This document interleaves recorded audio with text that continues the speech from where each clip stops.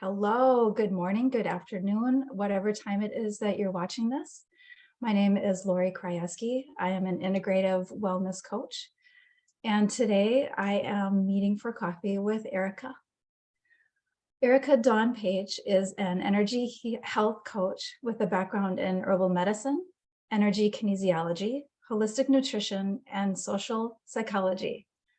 Erica's 25-year career in health and wellness has led her to help women and their families build healthier, happier, more prosperous lives through the development of energetic and spiritual health practices. I love that. Energy health coaching is an advanced practice of assessing and addressing the physical, emotional, psychological, and spirit planes of imbalance to restore health, release trauma, past conditioning, and remove blocks that are keeping you from experiencing the optimal level of living. I can attest to some of that because I have worked with Erica a few times. We've had some pretty mind-blowing sessions.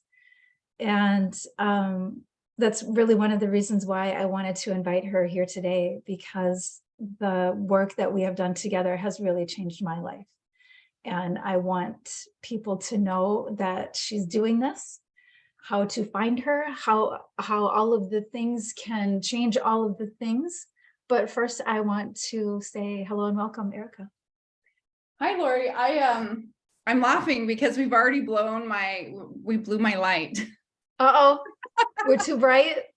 No, this is what happens when we get together. We're like in the field of energy.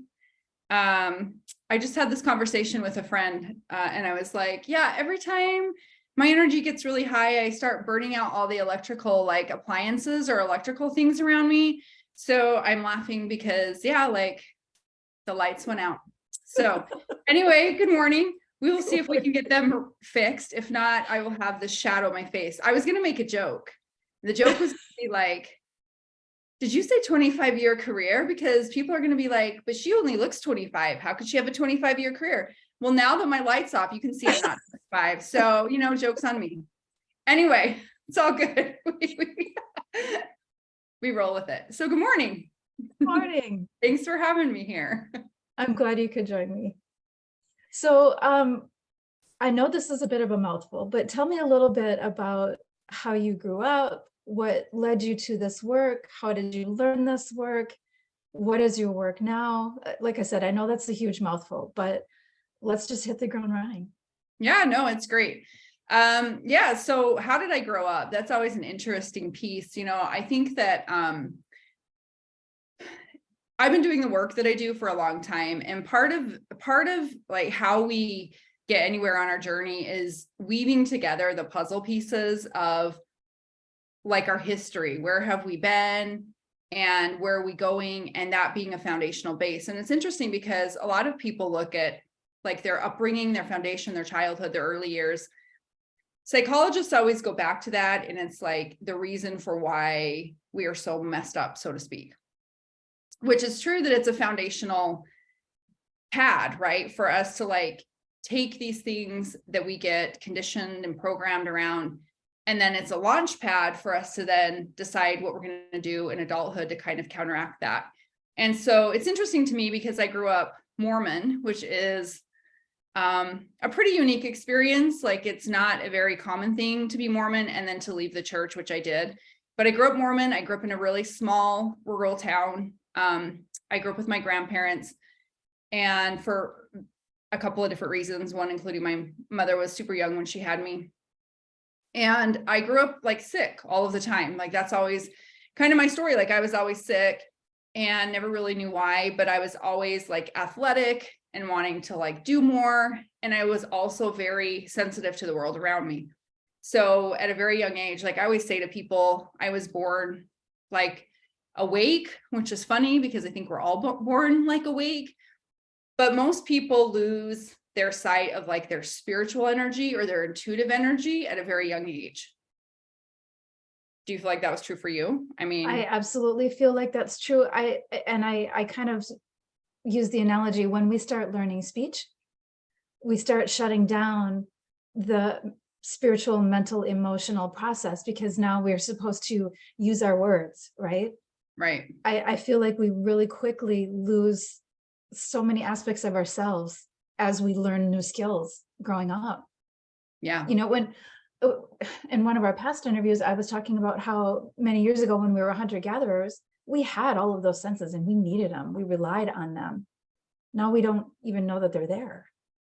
Yeah. Yeah. Well, absolutely. And it's one thing, like I teach an intuition development class called Instant Intuition. And it's one of the foundational things I say over and over again in, my teachings of that is these senses that we have, the sensitivity, which, people have different terms, highly sensitive, intuitive, whatever, energy aware. Absolutely. It's the way that we interpret what's going on outside of us in vibrational form. And we're translating that into what it means for us specifically.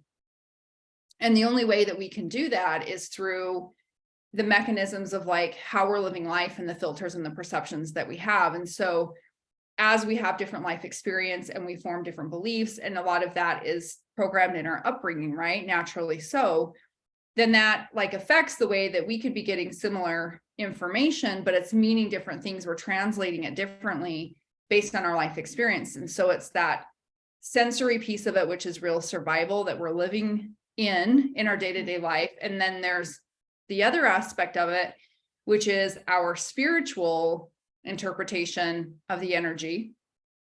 That's the pure form, right? The pure meaning. And so when I say something like, oh, well, I was, I've always been aware, unlike most people, because it's true what you said, what happens is both a lack of belief, because usually when we're kids and we're seeing things and experiencing things that now adults don't, Yeah. they're told, you're told like, oh, that's not real. That's not real. And so we question, we doubt ourselves. So there's the basis of doubt. And then there's also the aspect of actually how our human brain forms. And around the age of 7 or 8, we kind of start to separate out that holistic experience of sensory information. And we start to become one-minded, so to speak. So we start to see things in more black and white, right? We're either in our left brain or our right brain, and we switch back and forth, but it's harder to stay in that holistic perspective where we're just translating in a pure form. So both of those things lead us down a path of spiritual disconnect. And I think because I'm always grateful that I grew up in a hyper-religious environment, because it made me aware of things that I wouldn't have probably otherwise been aware of. This idea of like spirituality, or the ability to like communicate with God or a higher power or a spirit, like the feelings that you have, all those things for me led me to like want to know more. I wanted the like scientific basis or the hard basis for like, what is this? What does it mean?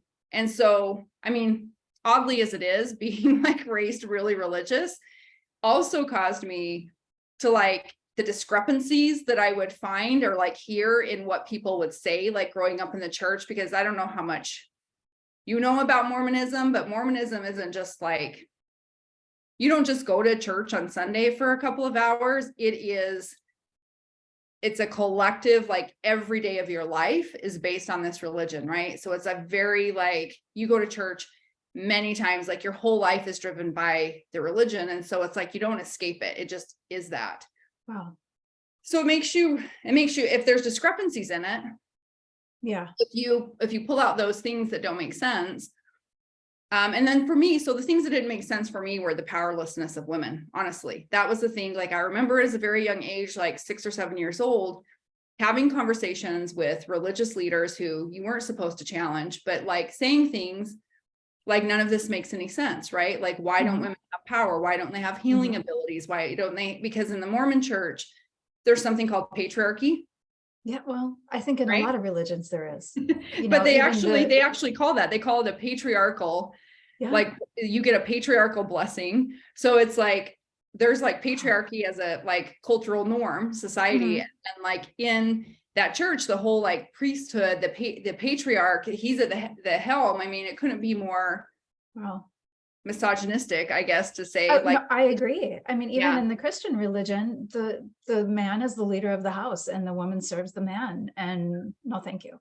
Yeah. So it was those things I was questioning, and so the funny thing that happened through this whole experience, and it's been a holistic experience for me of like figuring out my spirituality, figuring out my health, and then getting on my own path of like helping other people, a huge part of that has been for me because of how I came into the world and the life that I lived. And that's true for everybody. It set a foundation for me to really feel like I need to help women. I need to help women feel empowered. I need to help women unlock the potential that they have and optimize all these spiritual gifts and abilities that everything's intertwined, right? And so the thing that happens a lot in our world is we like specialize. Everything is very specialized. And so it's like, if you're going to treat something on a health level, you might go to a physical practitioner and treat a physical piece of it. You might go to a psychologist and treat the psychological aspect of it. You might go to an energy worker or to a spiritual like priest or practitioner, or, you know, somebody that you have a spiritual connection with. You might try to treat that. But the fact is that they're all interconnected. So yes, looking at one can help bring the others back into balance. But if you don't go to the core of what actually created that in the first place, it's like you're just living on the periphery all the time. You get one thing balanced, something else goes off. You get one thing balanced, something else goes off. And so it's when you go to the core, it's a longer journey because now you're moving outward, but it's where the real journey is, because if that internal core doesn't heal, then nothing on the outside of it really changes. If that, I know it makes sense for you because I know you've been down that path. Well, and it's really the premise of my work too, is I don't care about symptoms. I don't care what your diagnosis is. I don't care how it manifests. There's a root cause to all of that. And if you don't address the cause, you're just going to keep getting what you got.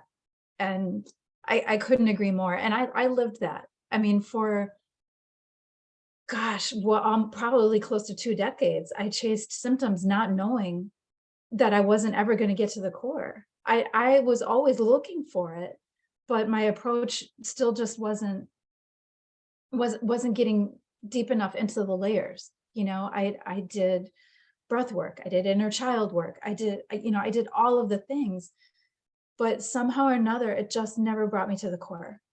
And I think it was when I took your class all those years ago that I was like, okay, somebody's finally speaking my language. I think I'm finally going to get somewhere with this, because you really had a package of what I had been looking for almost 20 years. It was like, help me unravel this individually for me. And that's really what we've been doing with all of these sessions, is all of those layers to the onion, right? There's so many layers, but when you peel them back, they're gone. They're gone. They are. And that's the wonderful thing about the work, you know, because when the way my journey started out, and now, like, you know, hindsight 2020, I know things now I didn't know then, but when my journey started out, I mean, I was very ill, like very, very ill, and was very athletic, very good athlete. I mean, won lots of, you know, like state and regional competitions and things like that, but I couldn't sustain the energy of it. And when I was probably 17, 18, started getting really ill, and the doctors at the time, again, lived in a pretty rural place, so not the best doctors, not the most cutting edge. And this was more than 20 years ago, obviously. Yeah. It was like, they didn't know what to do. I mean, they just said, really, like, all your organs are shutting down. They sent me home to the hospital and told me to eat more salt. Like, that was the advice of the doctor. And this had been my childhood doctor. I mean, he had, taken my tonsils out when I was 10, things like that. But I mean, I was very ill. They did all the things, I had some hypoglycemia. I had this, I had that. But it was like, here I am, this 18-year-old kid, thinking, that doesn't make sense to me, right? That's how my brain always works. Like, it doesn't make sense. There's got to be a different pathway. So it took me, a while, but I was sitting in the break room at this job I was working, and this woman walked in that I kind of knew from school. She was a little bit older than me, and she said, I have this iridologist. Remember iridology? I do. I do. She said, I have this iridologist. You might think it's kind of weird. She does this muscle testing thing, and she tells you what's wrong or what you need. Maybe you should go to her. And it was so weird to talk about. I remember how uncomfortable it was, like, for her. because here we are in small town rural Utah, right? Like the witches are out, like the boy is going, and it's like, okay, cool. Because I'm just really open. I'm like, okay, cool. Like I want to learn. So I made an appointment. I went to her, and it was incredible. Like it was just amazing to me when she looked into my eye and she could tell me all these things. And I'm thinking, well, how does she know that? And it was just like this immediate resonation. So I started to feel better. I started to get better, and actually ended up studying under her and then her teacher. And that's how I got into herbal medicine and that career of like iridology. I became an iridologist, and then I went to herbal medicine. And it's that whole beautiful path of spirit, because the thing I've learned, especially about physical illness, is physical illness can often be temporary.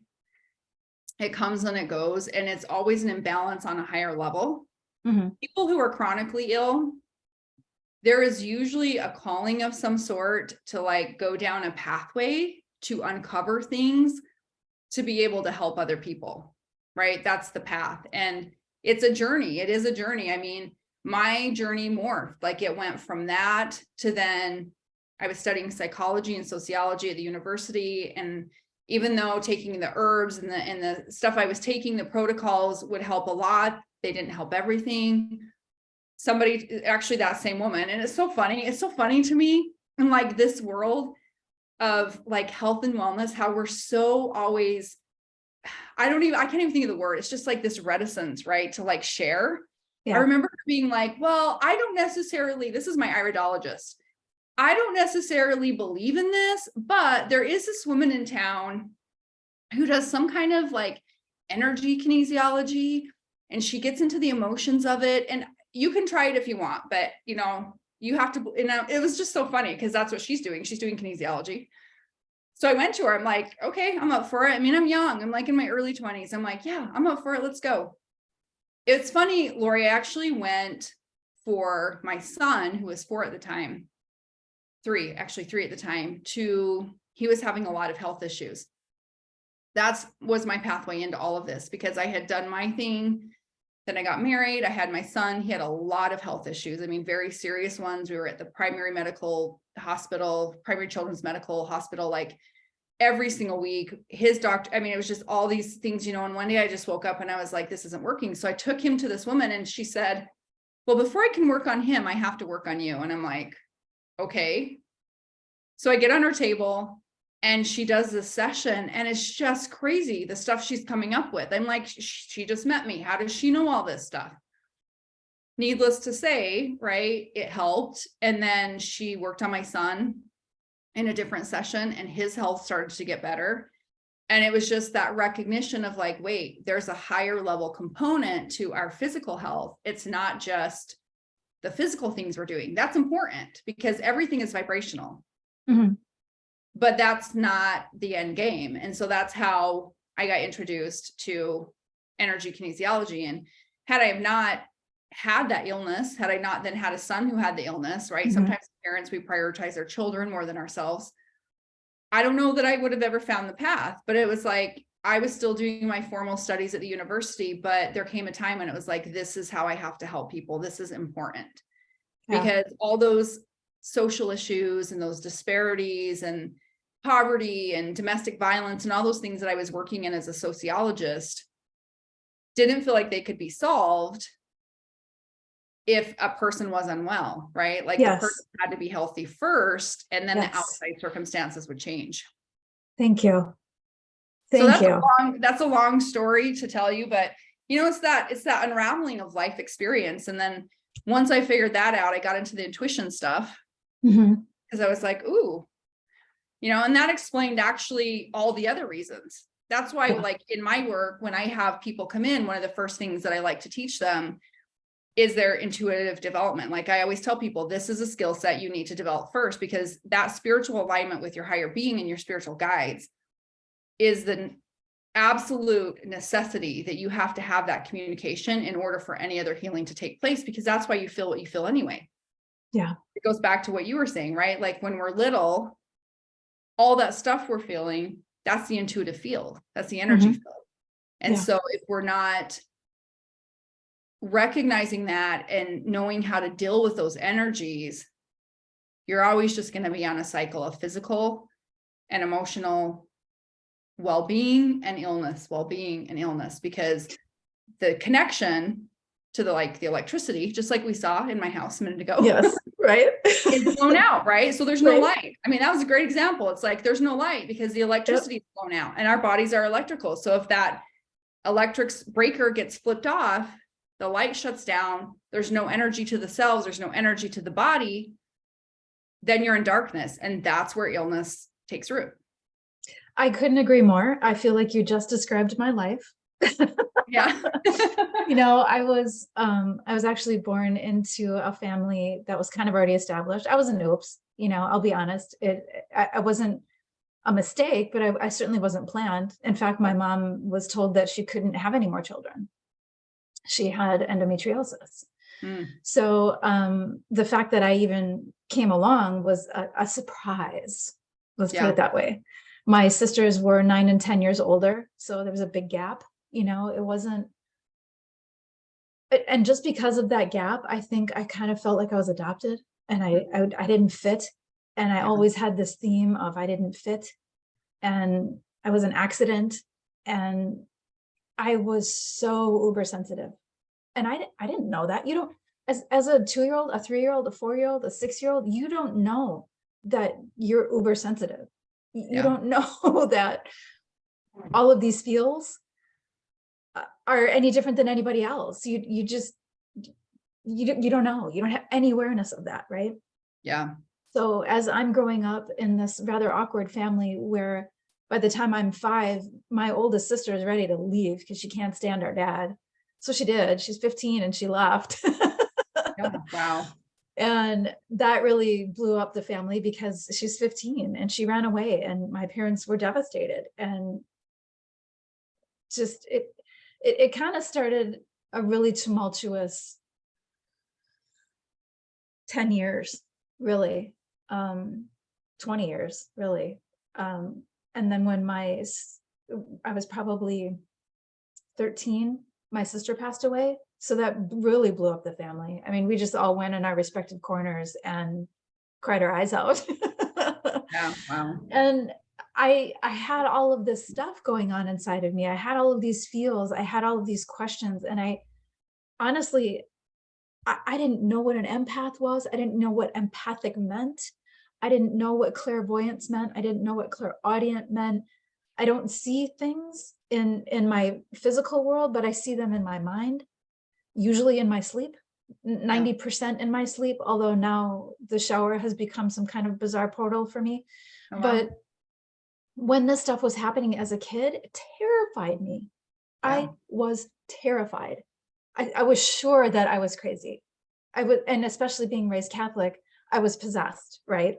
Right. Right. I needed an good versus evil. exorcism of Yep. something, and unfortunately I saw The Exorcist when I was a kid. I never should have seen that movie. That psychologically damaged me, in addition to all of the things that I was feeling. Yeah. Because I was sure that I needed an exorcism or I was absolutely crazy. So I certainly didn't tell people that this was happening because I was going to get locked up in the loony bin, right? Yeah. How much history am I spewing here right now? So I really feel for people that don't know that a lot of these things are not psychosis. You're not crazy. Yeah. You just have an ability to see beyond the veil. And I personally feel we all do. Because like I said, you go back a couple hundred years before there were grocery stores and specialists to see for all of the things. We had to be our own physicians. We had to forage for our own herbs and make our own tinctures and poultices. And we had to have that extrasensory perception of our surroundings to keep us safe and to keep us away from harm, and not just bears, but other potential travelers coming through. And just that awareness that I feel we've lost.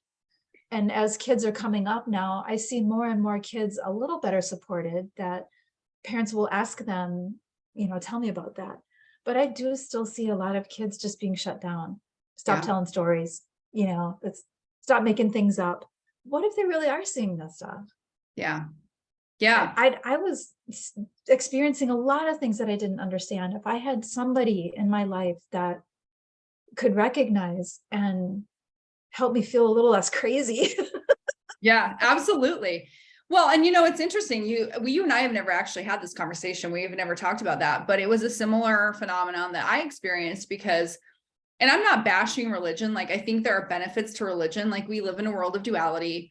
And so it's like, when we know what we don't want, we know what we do want. Like, there is the essence of both sides. There's the yin and yang, like the dark and light, like that's just reality of things.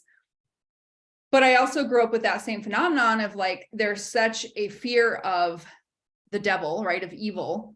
Yes. In those hyper religious, environments that you grow up in, that I had very similar things too. And what, I like to say to people is, our intuition is the translation of energy vibration, and everything is energetic. And even 20 years ago, when I really started doing this full time professionally, like I left my graduate program, decided not to complete a PhD, and then moved into doing this work full time, there was not anywhere near the science that there is now. And I've always felt my purpose is to bridge the gap between spirituality and science. In fact, I remember being in my early 20s and having spiritual mentors, working with the shaman, working with like an angel mentor and teacher that did like angel work and stuff. And everybody would always say, your purpose is to bridge the spiritual and the scientific. I had no idea what that meant at like 25. I was like, what? Now I'm like, oh, like I get it, right? Because I have this, I love to be able to take what we know, which is so little compared to like what we could know.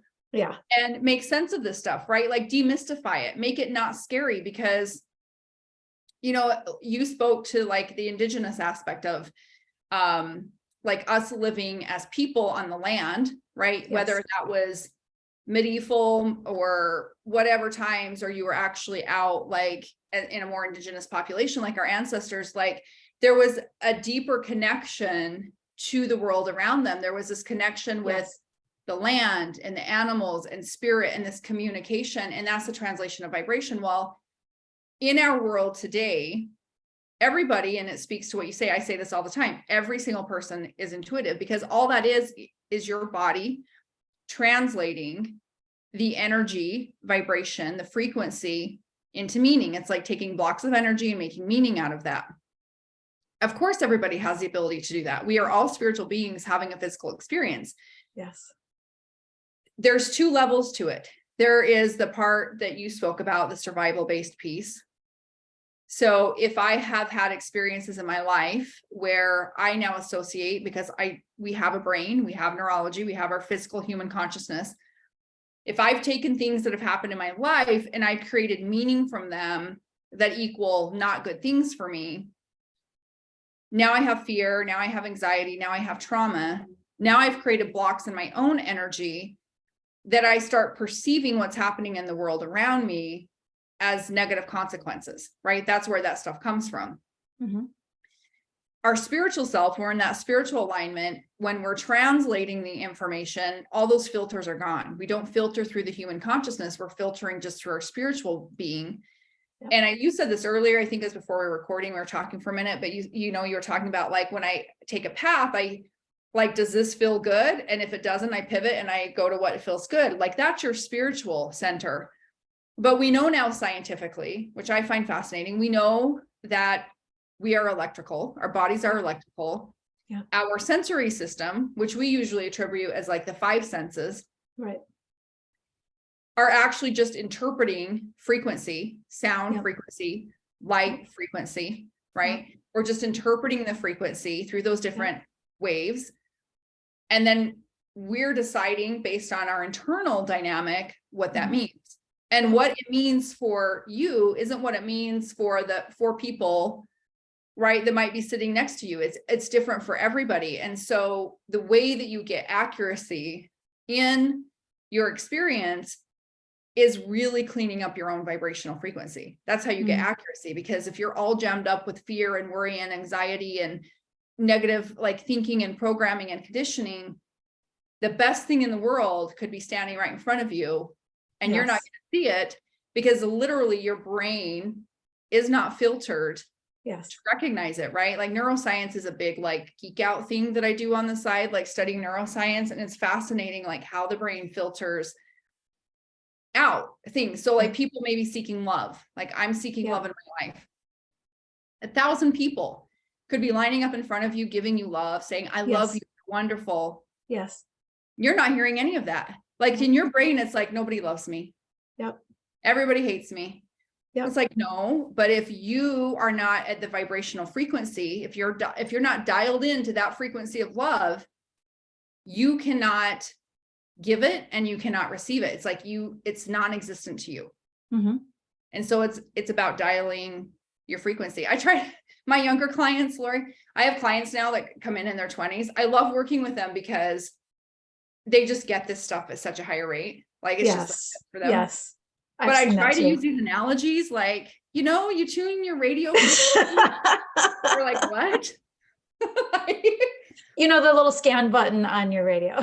Yeah, I need new examples. Like, it's like turning the dial to like get the radio station. They're like, I have no idea what you're talking about, right? Like, okay, how do I translate that into like Spotify? I haven't figured that out yet, but I'm like, like in the old days where you like had to change your dial on your TV to get a different channel. They're like, no, oh my I don't know what you're talking about. I just open Netflix and I push a picture and it plays. Like, oh my gosh. So much easier, isn't it? But our world is symbolic and everything's frequency, and we move through frequency all day long. And that's why people who are sensitive, like yourself, you're sensitive to vibrational frequency, you're picking up that frequency so much quicker. I use the analogy of like, I listen to Abraham Hicks a lot. I love Abraham. I know you listen to Abraham. Yeah. But they use this analogy of the car sitting on those hills in San Francisco, right? Oh gosh. Yeah. I was on one of those in a stick shift. I can so relate. Yeah. How did that go? I mean, I love stick shift, but I've never driven stick shift in San Francisco. I did snub it, but I didn't roll back too far. So success. No, that's good. So, so you can relate to this directly. And it's like, we live in the Midwest now. There are not like, people are like, what are you talking about? There's not mountains. What do you call that outside? I'm like, a hill? It's not quite the same. Yeah. So, but out West where I grew up, there's a lot of terrain. And so, but it's this idea. It's like, if you have your car on the top of a hill and you nudge it just a little bit and it moves just a tiny centimeter. If you're an empath, it's this idea of what it means to be an empath, because there's different forms of empathy, and maybe we can talk about that. But if you're an energy sensitive person, you just went, ooh, car moved a centimeter. Did you hear that? Did you see that? Did you sense that? Right? That's what you're doing. You're picking up on that frequency, and everyone else in the room is like, what? I don't know. What are you talking about? And you're like, oh no, something's happening. Yep. So there's a negative side to that. Yes, there sure is. Sensitive people, right? Yes. It's like, especially if you don't even know you're sensitive. Right. Overwhelm, which is why our kids are like, like, that's why they're like that now, because never before have we had so much stimuli happening. Yes. Oh my gosh. Once, yes. Right. So of course their brains are frying out and their biochemicals aren't working properly. And I mean, they're in constant stimuli. I mean, you get more stimuli in an hour of watching TV. Yes. That you and I as children probably had in a month. Yes. Right. Yes. So it's like, but it speaks to that. It's like, okay, well, so there's a negative side to it, because if you're super energy sensitive, you're feeling a lot. And if you don't know how to navigate that, that can be a negative thing. It manifests as things in your body, feelings, illness, things like that. So then you have to learn to manage it. When you understand what it is and you get in front of it, then you have a superpower. And that's the light side of it, because if you are somebody who can pick up what's happening before it even gets started, you can pivot and change that energy or decide not to engage in it. And I think we do that. I mean, this is going to get into my sociology brain for a minute, and it doesn't solve anything, but it's like, we live in a society that doesn't allow us to follow our nature anymore. Mm-hmm. Because how many times have you heard a child say, I don't want to go to school today. Yep. Or I don't want to go here. I don't want to go there. Yep. 200 years ago, they probably didn't. They just went out and did whatever they were going to felt like doing. Right. I mean, of course, there were chores and responsibilities and things like that. But nowadays it's like, too bad, that's what you do every day. And so we learn to ignore, and that's a societal issue. That's not solvable. There's positive aspects to it. Yeah. But the more you force kids who then become adults like us to do things that feel bad, the quicker they just learn to check out. Yeah. Because they have no power. And on the flip side of that, they don't learn discipline. Yeah. Well, when we get away with not doing the things that we're supposed to do, we can get really lazy and undisciplined and coddled. So you always want to look for the balance, right? Yeah. And it is about the education piece of it, right? It's about having conversations. It's about the emotional intelligence, which I feel like we still miss sometimes, and not just with kids, with adults too, right? So why are you feeling that way? Because there's always light. That's the thing. Like in anything we do, there's always the light side. Like, how can I look at it differently? I mean, I've been teaching for years. I used to teach workshops all the time, and I'd say in person, and I'd say, everything is about two choices. You can either choose to do something different, or you can choose the way you feel about it. And there are some things like going to school, going to work, at least in the intro, like right now, this is what has to happen. So if I can't change that, can I change the way I feel about it? And that's the problem most of the time anyway, right? I mean, it really is structure, but it's like, can I just change the way I feel about it? Can I see it the way my higher self sees it? Yeah. Instead of my human consciousness. And then that's when the magic happens, because the friend comes up to you and says something, or somebody comes up to you and they give you a nice compliment, or you play this really fun game, or you get called on, or you get that bonus, you get that stranger that buys you a cup of coffee. I mean, that's when the magic starts happening, and we start connecting in our heart field, and all of a sudden life, it becomes beautiful, it becomes wonderful. And that's what knowing how to be tuned into your intuition, that's what it does for you, is it allows you to align in a way that there's always monotony in life, right? Yes. I don't know. I think there's always things we don't want to do, because that's our human condition. Right. But if you can lighten that with perspective of all the good things, the appreciation, seeing all the beautiful things that are happening, then it takes you back in the flow. You're back in the alignment. The magic happens. The feelings lessen, right? They lighten up. Your health gets better. Like all those things can change very quickly, because all you're doing is dialing into a new frequency. You just change the channel. That was it. And nothing changed. You just changed the channel of what your mind is connecting into. And that's the power. When you see all these people now on social media talking about these mental states, right? And using your mind, it's just flipping the frequency of your thought. Your thought is the frequency. If you change your thought, you change the entire frequency you're dialed into. Mm-hmm. Which is, so if somebody's listening to this and they're like, well, how do I change my thought? How do I start doing this? How, in theory, it sounds great. How do you actually do that? Yeah, that's a good question. I mean, I think there's a few things that can be done. One, people hate when I say them, by the way, not that I want to put that out there, but one is meditate, which has become, I've been meditating since I was a kid, and I used to think like, did I remember that wrong? But it's funny, because I have a kid he's just like me. He's just very energy. And that's his thing. Like he had anxiety. He was diagnosed with anxiety a couple of years ago. And he was like, I don't like that. He didn't want that. He's 13 now. He was like 11. And the doctor wanted to put him on medication. He was like, no. I try to take a standpoint. I mean, I'm not anti-medication, but I try to do things as natural as I can. I kind of take a standpoint with my kids, regardless of their age. Like, you got to do what feels best for you. It's a very unique way of raising children, but it's worked really well. My kids are awesome.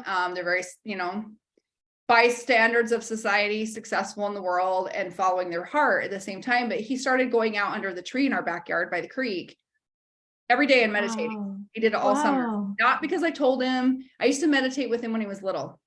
Wow. Every day before we went to bed, we'd meditate. So he started going out and meditating. Wow. And by the end of the summer, the kid was completely different. I mean, 100% different than he was. Like all of that nervous energy, and it was just gone.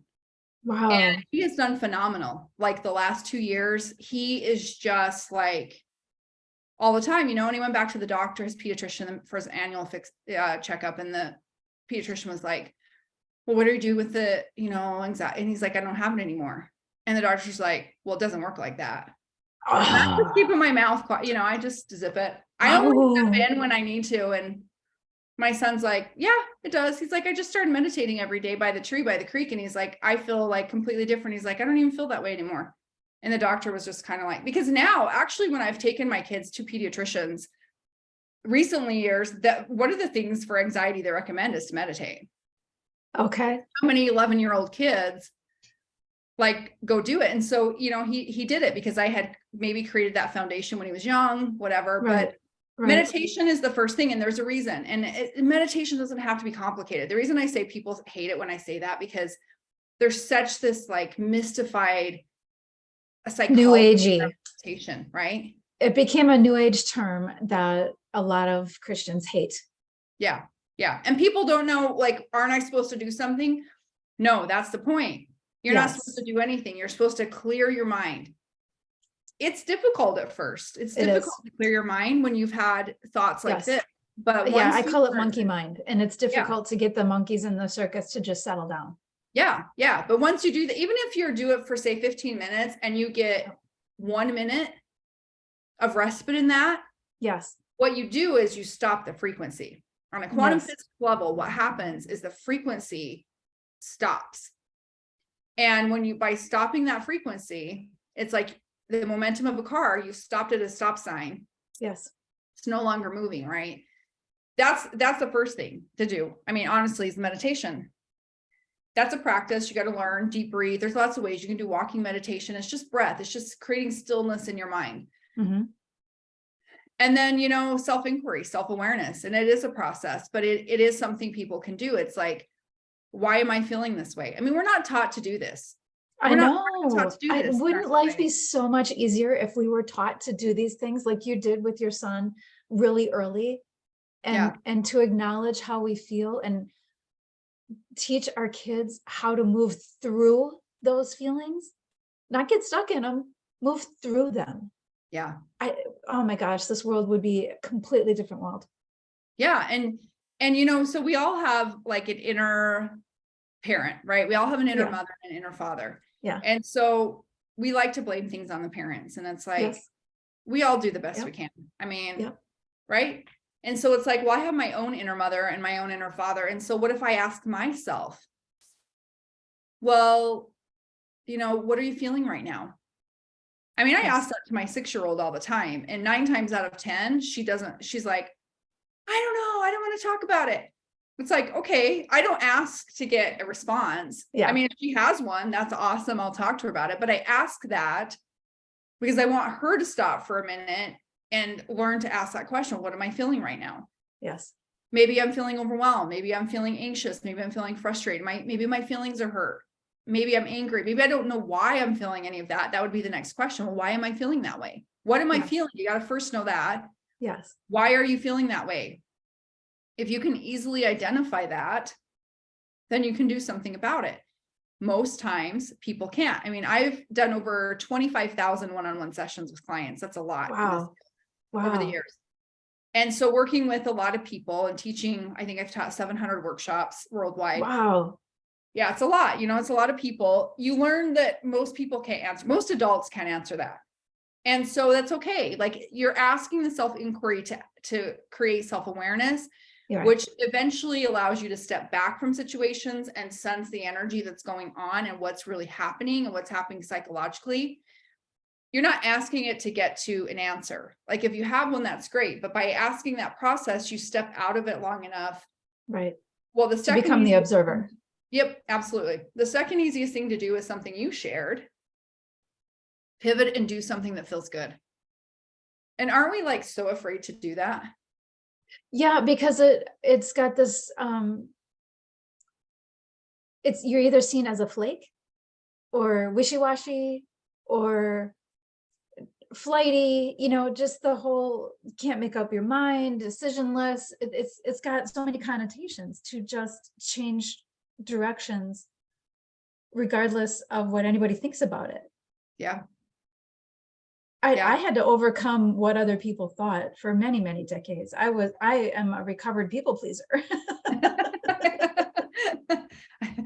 That's a So good I term. really get how it can be uncomfortable to just pivot.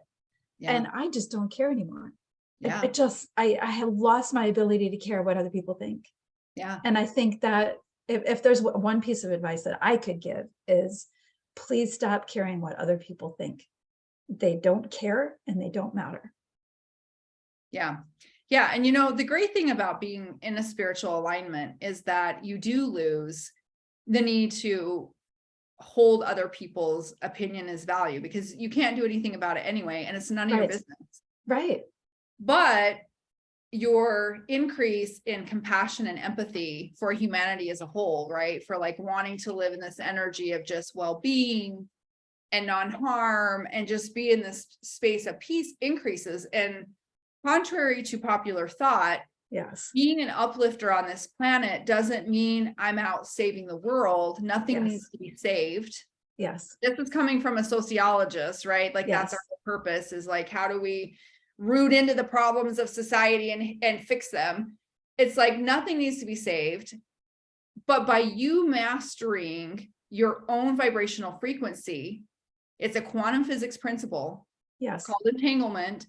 Yes. Once you master that and your vibration raises, by law of the universe and physics, people around you must also start to have their vibration rise to that same level. So there's nothing you have to do but get yourself in alignment. And by doing that, things naturally happen, right? You meet those people, you have those conversations, you are in the right place at the right time to help or do something in the capacity of which it feels aligned with your heart, and not you're forced to do it out of guilt or shame or whatever. It's a different way of living.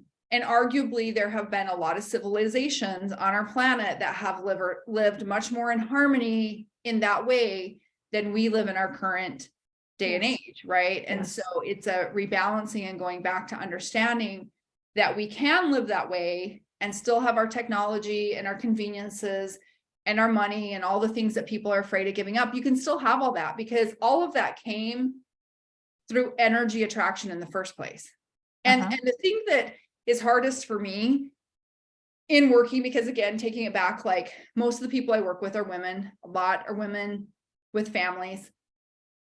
A lot of the clients I've had over the years, I have a lot of very successful clients, CEOs, deans of universities, professors, doctors, things like that.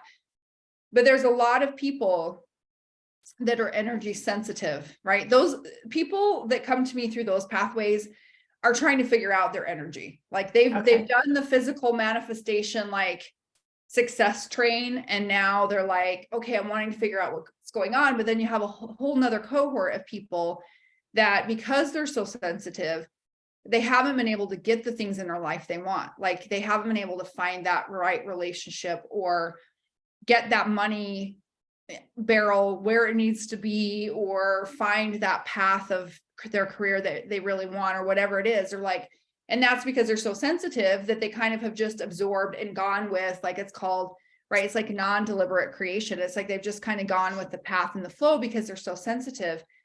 And the reason I feel passionate about helping the demographic I do, which are usually women who have some kind of professional career or trying to get one and have a family, is because those are a lot of roles to juggle. It's a lot, and it's easy to get pulled by others' well-being and all of that thing. But in order to have the life we deserve to have, like a happy life where there's a balance of like my family and my career and my personal self and my spirituality and my health and my money and all of those things, you've got to learn how to kind of pull yourself, like those fragments of your energy, back into a whole, how they were when you came into the world, and then create and manifest, right? I mean, because once you're in the zone, the things come to you. It's like the internal world has to come together. Then the external components come to you. It's law. It can't happen any other way. And so people get afraid. They're like, well, if I start working on myself, or I start like going down this path, am I going to lose everything I have? Are things going to go away? It's like, maybe the ones that aren't aligned with you, the things that aren't good for you in the first place, like exactly. what happens is like all the things that run in the back of your head that you think you should have, or you want to have, or the life you want to have, it starts manifesting right before you, right?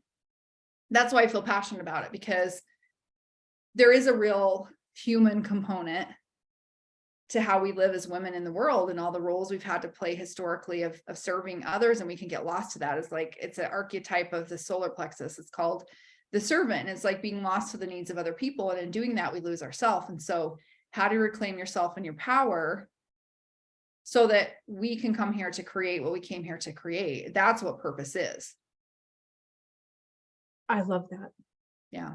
I'm just thinking of the ways that I lost myself in service to others. Like I said, a recovered people pleaser. Yeah. I know that one really well. And I think a lot of, I don't know a single woman who can't relate to that. Right. Well, and women are more empathic, right? By nature, Yeah. they have, like, even the way our brains are wired or structured, like we tend to have more emotional intelligence. We give birth to children, we have different levels of like awareness around that. And even like needing to survive, like there's been neuroscience research that says women's brains and sensory system are much more aware of environmental factors. That's why we can multitask better. It's not like something we make up. Literally, women have the neurology, the neural wiring in their brain to be able to multitask, because historically we've had to gather food, take care of children, and do things like in our world simultaneously in order to keep things moving forward. And so our brains have developed in a way in our consciousness that we have this awareness of our surroundings. Well, anybody who's been a young mother knows that when you're like trying to do things in your environment and you've got a child, that you're also trying to make sure they don't touch the hot stove or run out the back or whatever they do. Like your nervous system's like this, the lights, sounds, that everything in your environment is at a heightened level, because you have these systems going like this to say, I have to take in what's going on in my surroundings all the time to make sure I'm safe. Yes. And so what happens, like you're saying, is that if you're an energy sensitive person, you're coming to the world that way, you're wired. The reason you get lost to the needs of other people at a young age, you become a people pleaser, is because you never had the opportunity to separate what was your emotion and what was their emotion in your environment. Yep. And so you just learned to get enmeshed in it. And it's not like you meant for it to happen. It's just because you were translating the vibration at a much greater level than somebody who came in without that sensitivity, and they just went on their path and they did their thing. Yes. Right. So by the time we get to adulthoods, we're lost. We're just lost. Yes. It's like, couldn't agree more. My favorite question to ask people, or to have people ask themselves, is like, where do I end and the other person begins? Yeah. You know, like, can you find that separation? Like, is this me or is this someone else? And oftentimes when I'm on a client session and I ask that, people will sit there for a minute. These are questions we never ask ourselves. Nobody goes around saying that, right? I know. They'll be like, oh, it's not even me. And it's like so freeing. Yes. It's like, no, you're picking up the emotional energy from your environment. And then and that's why it's confusing.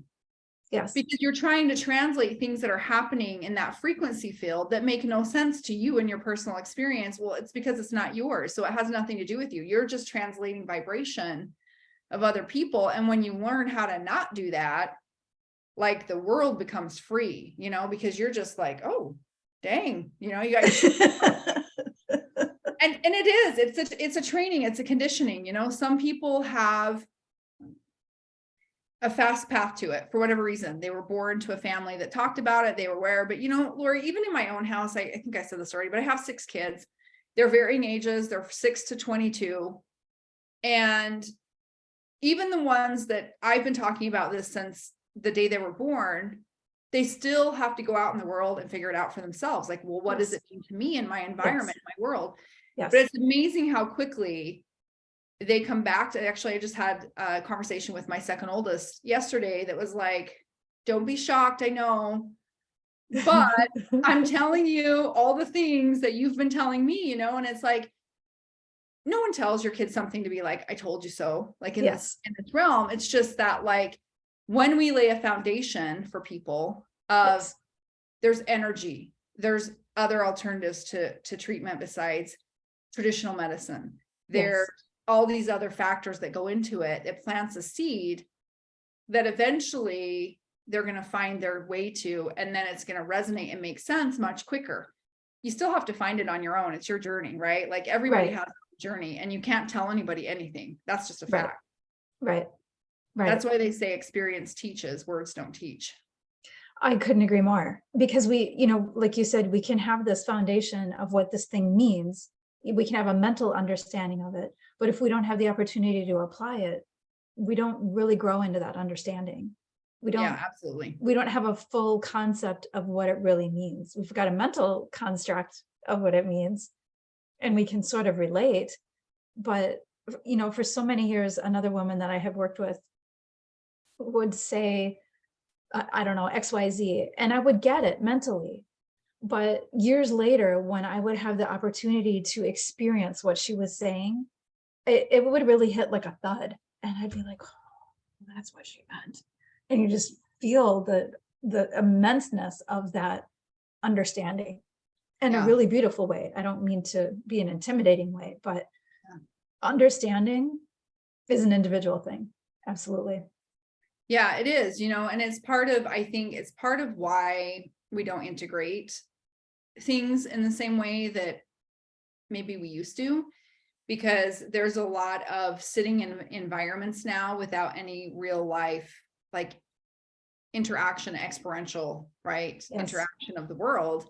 Yes. And that just, and it doesn't matter if you're a kid or an adult. I mean, kids need it more because they have different aspects of development that are happening, like in terms of getting out in the world and experiencing. But, you know, there was a parenting, I mean, there's been a whole push in psychology around helicopter parenting and Gen Z and all of that, you know, but it's like kids are experiencing through the way that they experience. That's just the reality of life, like social media, being on their phones, devices, things like that. But it's not that that's probably really the problem, because the new kids that are coming in, the new souls that are coming in, they're already at that higher frequency. They're already coming in to be wired to like our technological development. They're on the leading edge. They know more than we do, guarantee it. Where the problem exists is that us not wanting as parents to let kids have experience, right? It's like you want to, and that's an age-old thing. You don't want your kids to go through what you went through. Well, you can't protect the human experience. Is not meant to be that way. And the faster they have the experiences, the quicker they integrate it. Like really, kids these days integrate. I've had lots of kids when I had an in-person clinic, which I did for a lot of years in the Southwest. It was amazing to me how quickly kids could integrate stuff from a session and just like boom and heal and go, because they're still open. They don't have all that resistance that we get as adults. Yeah. And so it's, you know, but regardless of whether you're a child or you're an adult, doesn't matter your age, you can, I mean, I've had clients that I worked with for a long period of time, and I'm like, at some point you have to stop doing the work here and you've got to go out in the world and you've got to do something to integrate all the, you know, things that you're doing, because it's like, yes, it's easy to be in a Zen state. It's easy to be calm and happy and in a Zen state if you're sitting in a very controlled environment exactly the way you want it all of the time. That's not life. Life is like, mastery is I can go out into the world, into any environment, and maintain the stability of who I am. Yes. There's no other way to master that except for to do it over and over and over and over again. And that's where fear and anxiety take place. Is it's like sometimes, not sometimes, most of the time now, I think that's why anxiety is so high. We don't want to like go out into the world because we know so much more now than we used to know because of technology. Yes. Like you have to go out in the world and you have to live life. Yes. And then you integrate that experience and then you do it again. Yes. And again and again. Yes. Right? Which is what you're doing, which is awesome. I mean, what good is a PhD in isolation? If you're not using what you've learned, what's the point of getting the PhD? Yeah, absolutely.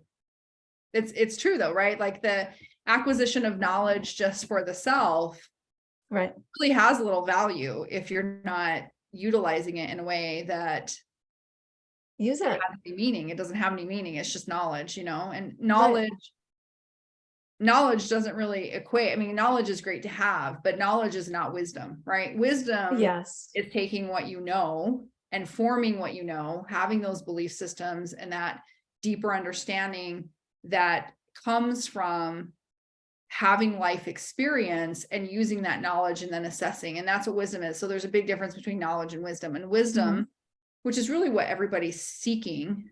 Yes. And the path to that is your inner being, that connection with your inner higher self, right? Spiritual self. That's what everybody seeks. And the wisdom can only be cultivated when the action has taken place. But the action should be inspired action, not forced action. It should be, today I'm feeling like I'm going to do this, I'm going to do that. It's like what you were talking about. Like, what do I feel like today? And if that doesn't feel good, I'm going to pivot and I'll go somewhere else.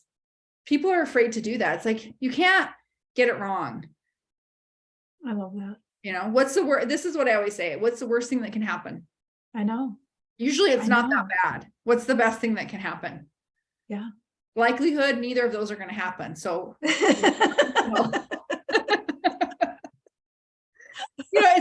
it's really funny when you ask yourself that, though. It's like, that we catastrophize, right? And so we get into, oh my gosh. Okay, I'm afraid to go to this thing. Well, what's the worst thing that's going to happen? Mm-hmm. I mean, it's rarely like my house is going to burn down. I'm going to lose everything I have. No, I'm going to lose every relationship I ever had. And I'm going to have to go to the hospital and live there the rest of my life. Like, I mean, I don't know. It's like, we think these crazy things, though. We do. It's like, is that going to actually, no, that's not happening. So when you walk through that with yourself or other people and you start to go, okay, the worst thing that's going to happen isn't that bad. Well, what are you going to do? I'll figure it out. Yeah, you will. We always figure it out. The only time you don't figure it out is when you stagnate. You stop moving toward the solution, looking for a solution, right? You get stuck in that problem. But even then, eventually there's a respite and something's going to move. The one thing we can always count on is nothing in this world stays static ever. It's just not going to happen. It can't happen. It's impossible. And the reason people have a lot of depression, I mean, there's a lot of reasons, but energetically, when people get stuck in depression, it's because they're trying to stay static. Like they're stuck in the space and they want to stay in the space. So the energy is moving forward and there's a gap between where you're keeping yourself and where your potential has moved to. And the bigger the gap, the more the depression, because depression is staying in the old, is staying in the same. And there are people that just shut down and they're like, nope, I don't want to do this. They create a lot of resistance. But every time we put what we don't want or negative experiences or that rude person or that bad thing that happened, as soon as we experience that, the counterpart of that is put into our energy field.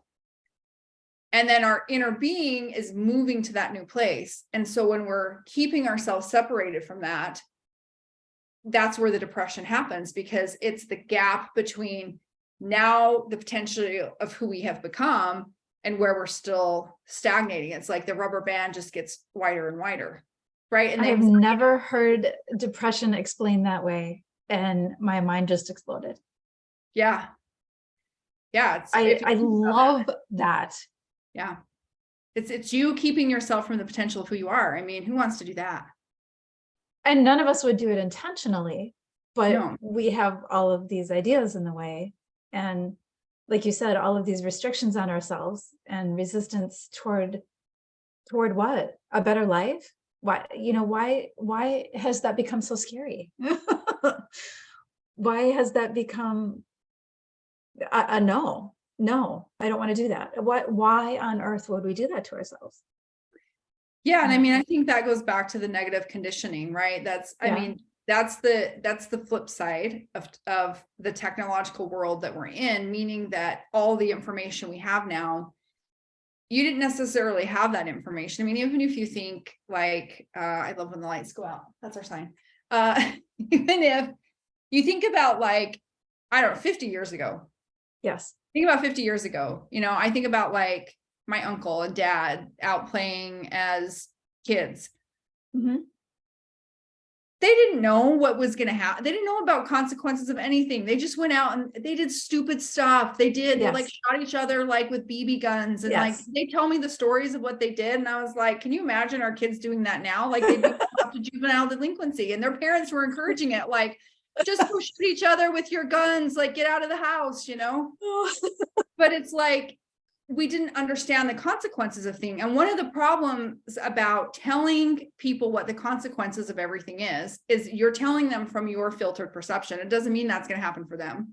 Right. And it creates fear and anxiety. And that's the crippling effect of that. So it's like, when we talk about, movement, like say with depression, and just being able to get up and move and to do something and have that kind of momentum start to happen, it's like, you've got to get out in the world and start to just create that momentum. But that's why meditation's powerful, because part of it is letting go of all those preconceived ideas. Yes. That you think are going to happen. And again, this isn't anybody's fault. This is the evolution of consciousness of man. But if you think today, I think of even how I grew up, right? And I'm not super old. Like, I think about how I grew up. There were way fewer people telling me what I needed to do and what was going to happen everybody lives in fear now. It's a fear consciousness. Yes. So it's very like, much so. Yeah.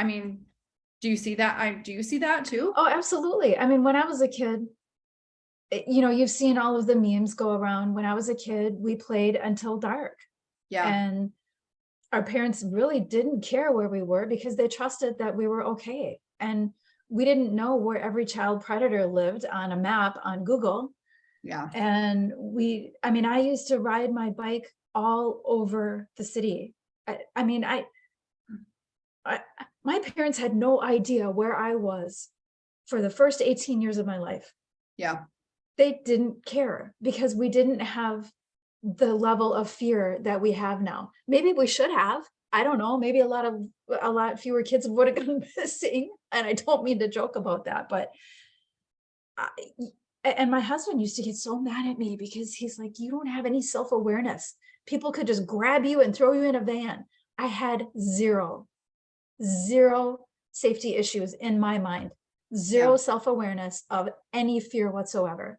Now, to a fault, a lot of people might say that's really naive. You really could have been tossed in a van and gone forever. But that's how I grew up. I grew up in safety. I didn't grow up in fear. I really didn't.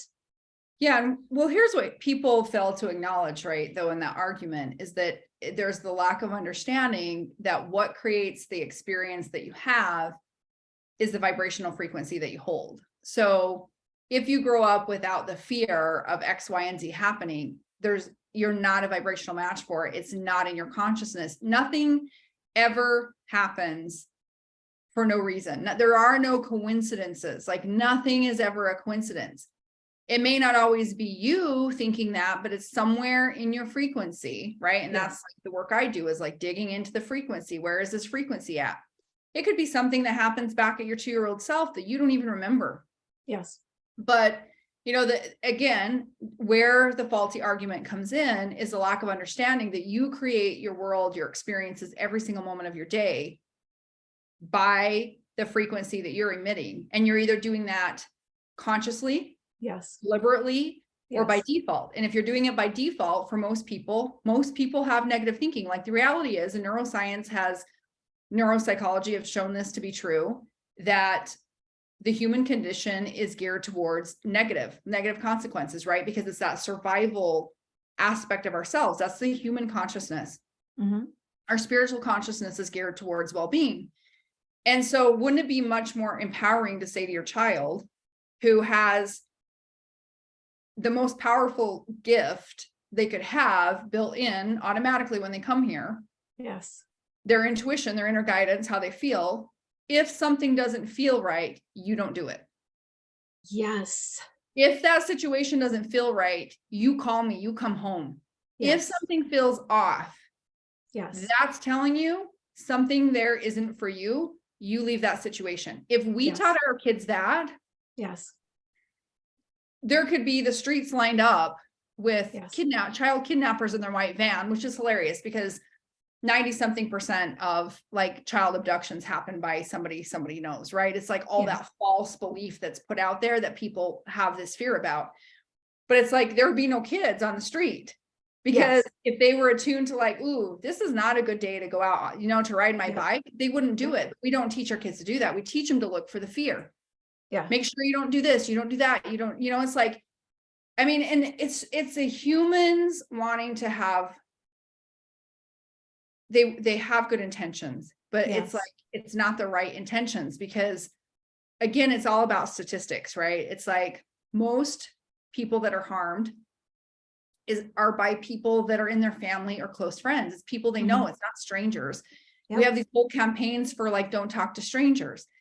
So you're teaching kids to go around running in fear because everybody you meet almost in the world is a stranger, right?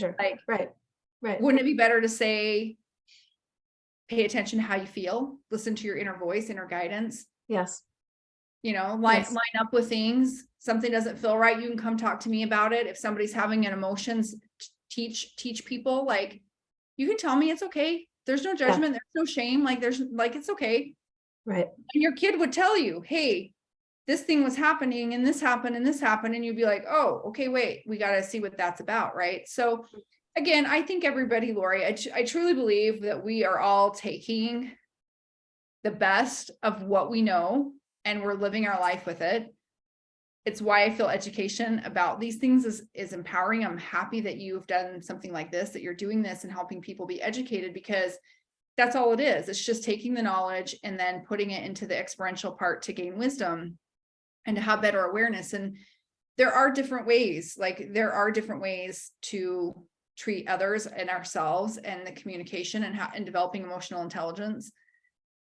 There's different ways to live if people want to do that and improve their life and live from a space. I mean, I can tell you hands down, I've had a lot of life experience. Like it speaks to ADHD, like kids with ADHD, they're risk takers. They don't have fear. Like those are the people that go out in the world and they listen to their own voice. And that's why it drives all the people around them crazy, because you can't do anything to conform them to what you want them to do. There's nothing you can do to get them to do what you want to do, because they'll just give you lip service. Even they'll just going to go do what they do anyway. Those are the powerful people. Those actually, people with like ADHD symptoms were the most revered in like indigenous societies, and still are in places where there are more indigenous societies. Those are the most revered people because they're the most in tune with what's going on around them, and they're the most likely to have leadership skills because they are influenced by external forces.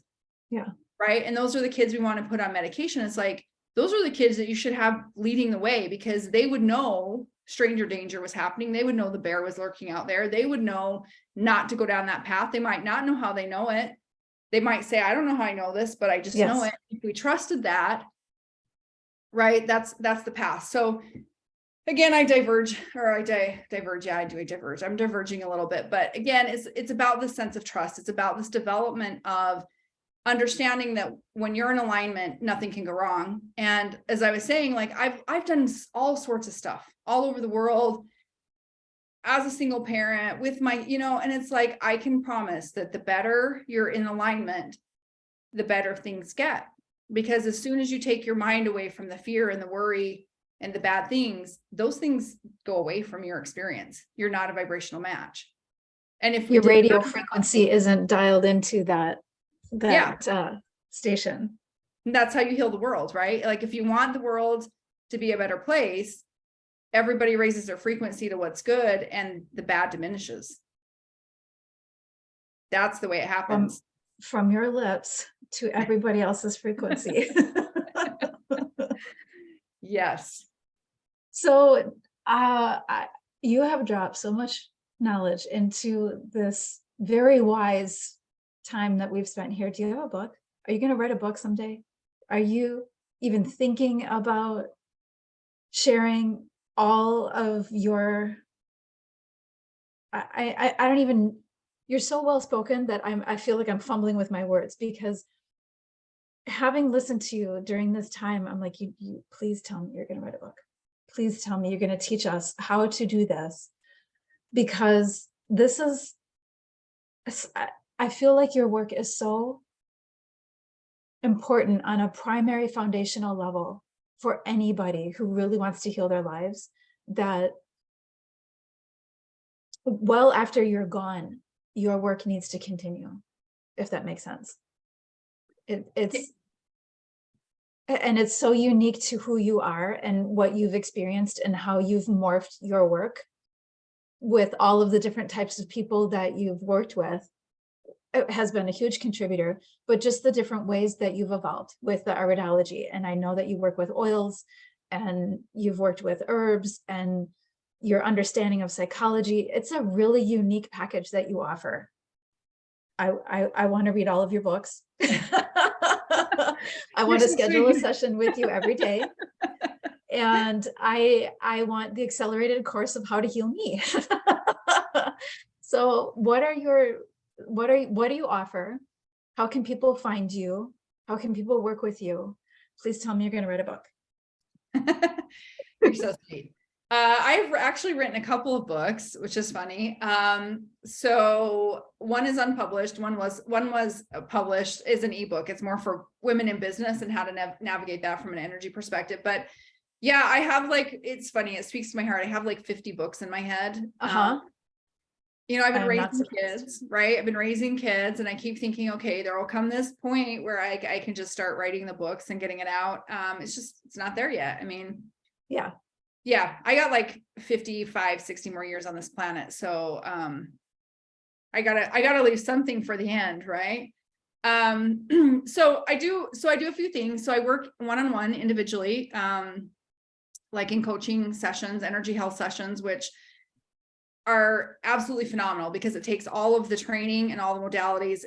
I use muscle testing, which, I use muscle testing, which energy doesn't conform to our thought of linear space and time. So it's the idea of entanglement in quantum physics. Yeah. When you and I connect right here like this, we are not in the same physical location, but our energy is now entangled. It's connected. The same thing happens when you do a session.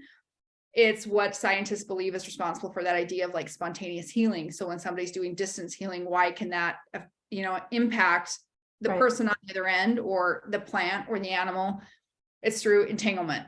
Yeah. So I do those sessions with people. That's my primary work. That's the work I love. I teach. I have an intuitive course right now that I'm teaching, but I teach and I really listen to my inner spiritual being of and my guides of what is it that I need to offer at this time, not just for the people I'm working with, but also for where my energy is at, where am I at right now and what can I give? Right. So that's the primary way that I work with people. I will, yes, eventually be writing more and doing more. I do have a podcast. So I have that, which you can go to my website, www.ericadampage.com, and you can find the podcast. We're working on getting the blog transcripts of that. So the transcripts, if you like to read instead of listen, I like to just play the audio when I'm driving in the car. So that's what I love about podcasts. I am on Apple Podcasts and on the Google store and different places like that. So you can just pull it up in podcasts and listen to it. What else? I mean, that's really it on social media. I'm putting stuff out and working on it. I took a hiatus for a few years. Mm-hmm. I kind of told you my statistics of how many people I worked with and how much I had taught. Yes. And I did that while raising 6 kids. And so there was this point where I was like, okay, time for a little hiatus.